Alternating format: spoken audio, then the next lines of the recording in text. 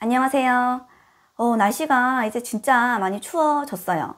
진짜 겨울이 느껴지고 있습니다. 지난번에 제가 유튜브를 이렇게 보고 있는데 넷플릭스 드라마 트렁크 예고편이 뜨더라고요. 그래서 클릭을 해서 봤는데 소재도 독특하고 재밌어 보이더라고요. 근데 제가 지난번에도 말씀드렸지만 TV 보는 것도 안 좋아하고 넷플릭스도 없어요. 그래서 공유님 제가 참 좋아하는데 아쉽다 했는데 이 드라마가 또 소설을 원작으로 한 거였어요. 그래서 소설 트렁크 구입해서 읽었습니다. 오늘은 소설 트렁크에 대해서 이야기해 보려고 합니다. 김여령 장편소설 트렁크입니다.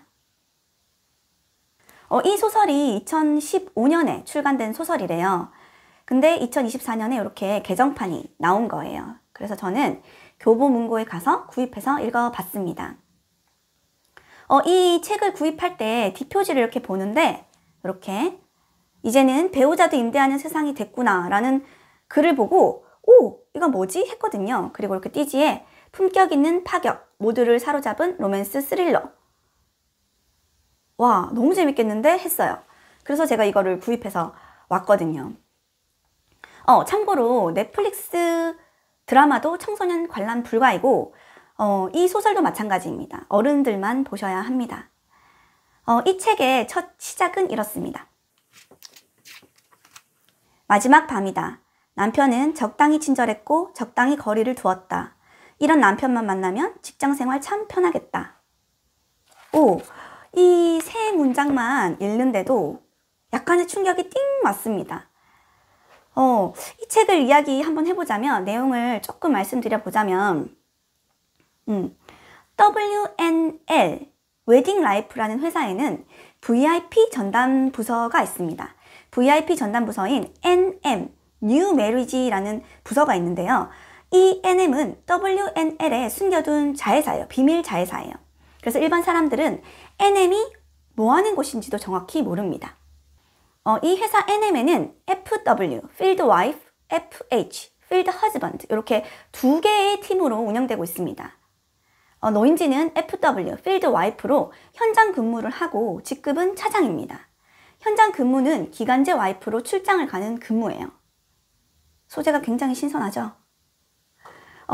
이 회사는 이렇게 회원들이 있는데 그 회원들이 FW, FH 중에서 희망 배우자를 선정하면 FW, FH는 yes 혹은 no로 답해야 하는데 3번 이상 no가 누적되면 권고사직을 당합니다.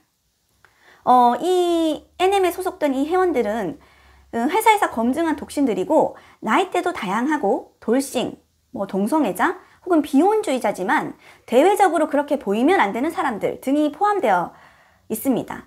근데 이 회사에서 이 사람들을 검증한다고 해도 완벽하게 검증되는 건 아니죠. 어떤 사람을 만날지 몰라요.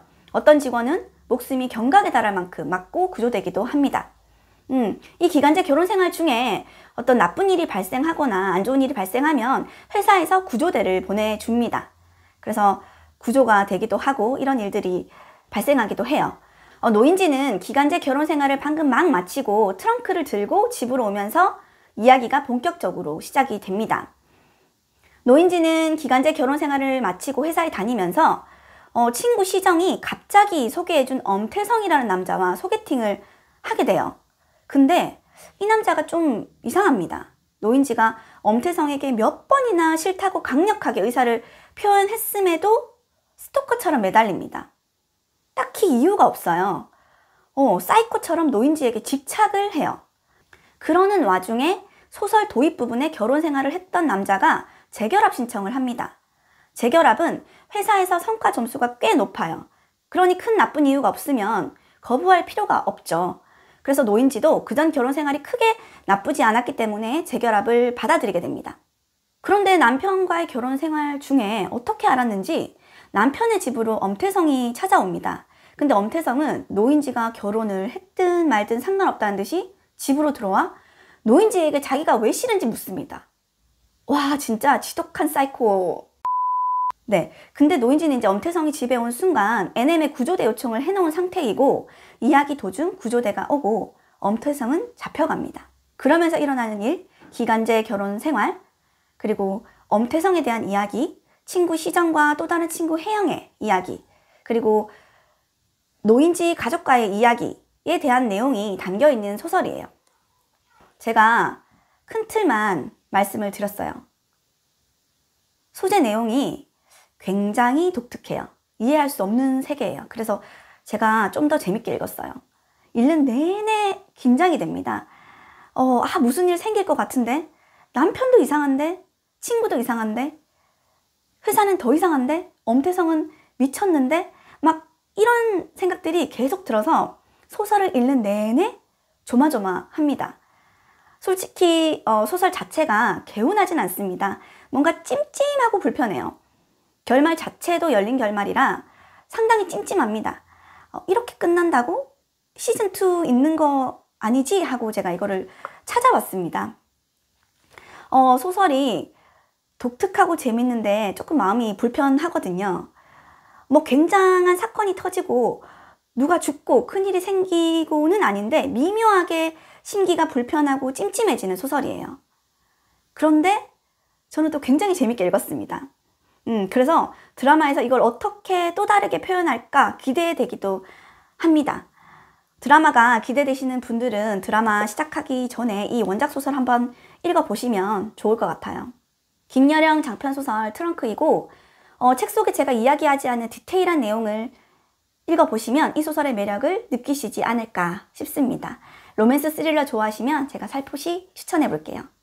트렁크입니다. 감사합니다. 안녕.